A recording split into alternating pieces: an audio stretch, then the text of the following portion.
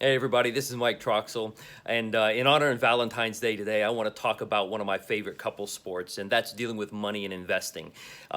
So this is really an opportunity for you to build and deepen your relationship, to share common goals and dreams, and give a direction of where you want to go in life, and to do that together. And the more you communicate, the more openly you communicate, the more quickly you communicate with each other, and honestly with each other about the areas of money and finance, investing, the deeper your relationship is going to go, the stronger it's going to become, the more trusting you're going to be with each other, and it's going to open up for other areas of your relationship for greater levels of intimacy and closeness and communication. So I love talking about it with my wife. For years, we have shared our vision and goals together. We've set those. We'd often get in the car and as we're driving, she would write down the stuff or type it in the computer while I'm driving, and we'd just be talking and thinking and dreaming together of where we want to go. And we had often changed those things over time because we grow individually and we grow together as a couple. And in the process of that, we are constantly coming back, revisiting those things and adjusting them and shaping them based on our current circumstances and where our interests are at the time. So this is really an opportunity. A lot of couples, they fight horribly. They say like fighting like cats and dogs.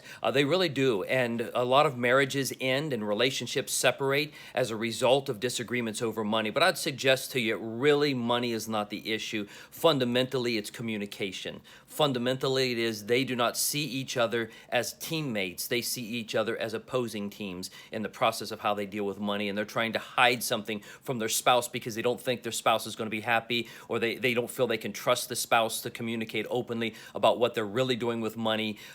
It's a very important thing. So years ago, I worked in a financial institution lending money to people, and we had a guy come in one day, and he brought a shoebox to us, and he asked for a loan for 130, 140,000. I don't remember what it was. It was too many years ago.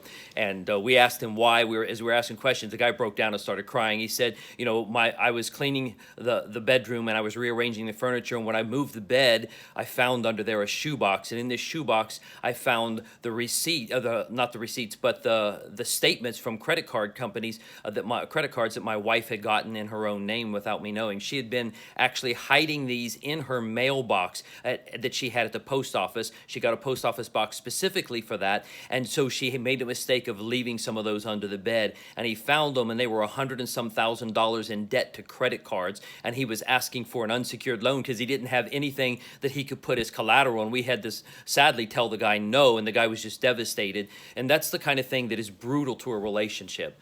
My cousins would often tell me about my aunt and uncle when they would get together to do their finances every month and pay their bills. They would fight so horribly that day that my cousins would hide in their bedroom the entire day. And then the result was that for days later, my aunt and uncle wouldn't even talk to each other. They couldn't even stand to be in the same room because instead of being a team, they were opposing teams. They were enemies on the battlefield when they dealt with their money. They weren't communicating. And I just suggest the real reason that the couples break up is not really about money. It's really about communication. Communication is at the heart of everything. You can work through any difference. You can work through any problem. You can work through any setback together if you're communicating honestly, openly, quickly, and directly about it. And so that's one of the things I would encourage you, especially if you're married or you're in a living situation where you're living together in a committed relationship, you're already sharing finances. You need to be talking about this.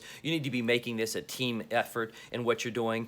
If you are not in a married relationship or living together where you're not sharing the money with someone that you're in a relationship with, but you're still very in a committed relationship and you haven't been really talking about money honestly, you're not sharing your goals and dreams, where you want to go with your career, what kind of lifestyle you want to live, what do you want to do with savings, how are you going to plan for retirement, when you want to retire, what kind of bills you have, how do you want to deal with bills, who's going to handle the money, who's going to balance the checkbook, who's going to pay the bills, all of those things.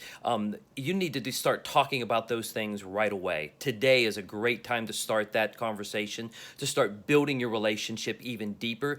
When you talk about money, when you deal with money, finance, investing, parenting issues. These are lifestyle choices. It's lifestyle, and it's very fundamentally deep to what we think about ourselves and what we should have in life and who we are as a person.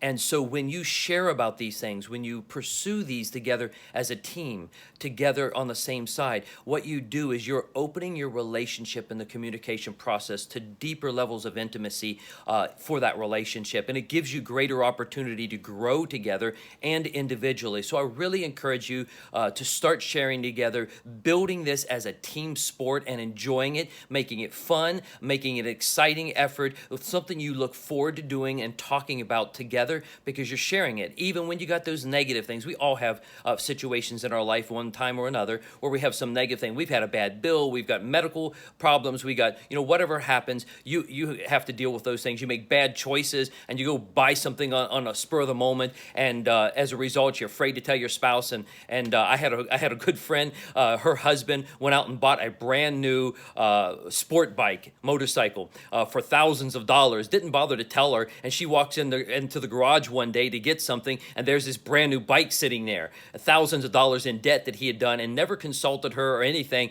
And she was so hurt. She was mad, but she was so hurt that he would go and do something like that and make a purchase like that and never even talk to her, never even ask her opinion, never even say, hey, I'm thinking of doing this. I would like to do this. I'd like you to come look with me or anything. She just was not a part of it, and she felt very left out in the relationship, very hurt by that. And so this is an opportunity for you to really build something together, to deepen that relationship in every other area of your life by communicating in this very fundamental, important area that's so really important to our own individual identity and together as a couple. So happy Valentine's Day. I hope you have a great time talking about money.